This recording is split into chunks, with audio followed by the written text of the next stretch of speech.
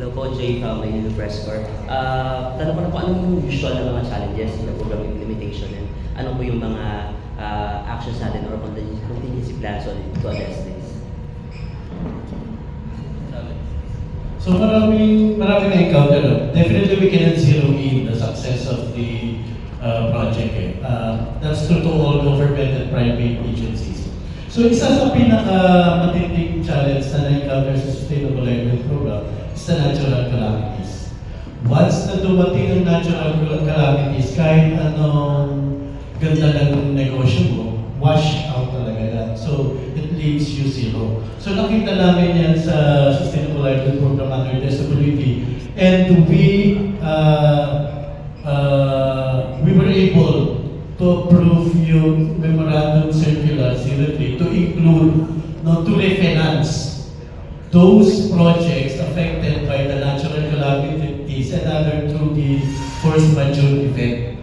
So yun yung ginagawa namin, to address. Kasi kung maganda yung takbo ng negosyo, meaning the program participants are very willing and interested for the business to become successful. Pero unfortunately, tinamaan siya ng bagyo, so we will refinance the DSWD doon sa negosyo ng company niya. And we ensure that on the next project na establish niya, mayroong resiliency aspect na yun. No? Kumbaga tinitingnan yung, dati nakalagay yung kanyang negosyo doon sa madaling bahain, so ililipat yan. No? Tinitingnan yung mga feasibility na magdidire-diretso, despite the natural calamities ka, meron mga prevention na pwedeng gawin doon.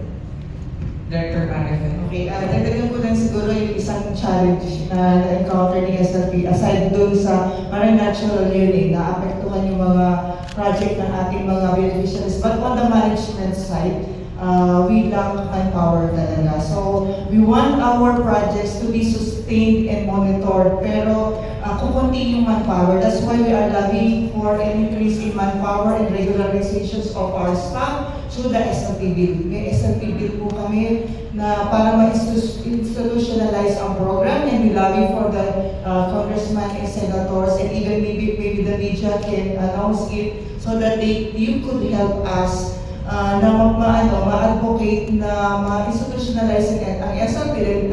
Lahat ng problema nito, even manpower, lahat, even the funds, magiging sustainable or ma-sustain para ma-maintain namin yung monitoring and provision of technical assistance sa mga tao na tinutulungan po namin. Thank you so much, Director Marifel. Last two questions. I think you will be coming the event on Friday with the recognition. Ano po ito? Ano yung recognition? Director?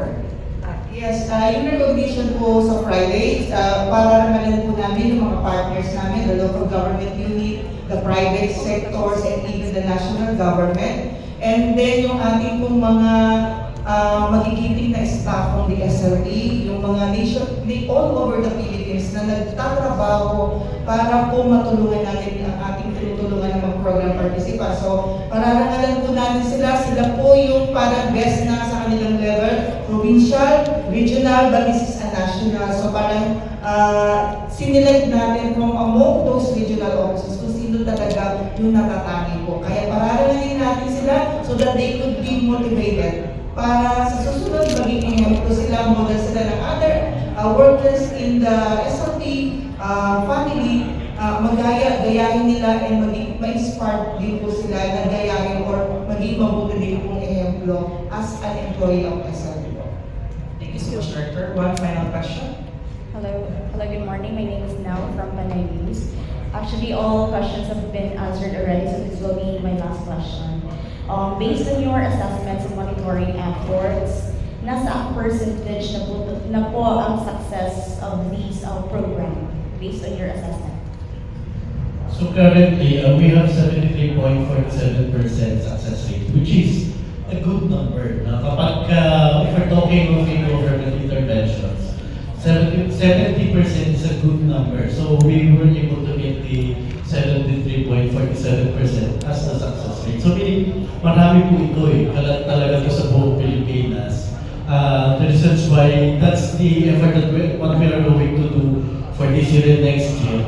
yung sa advocacy. No? Kaya definitely, no, is not the first and last time that we will meet.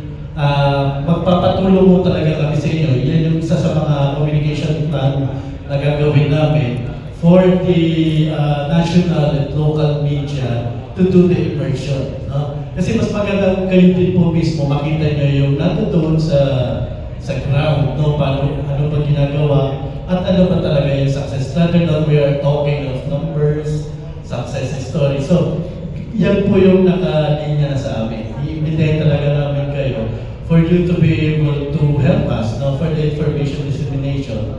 Katulad nung nabanggit ko kanina, and also to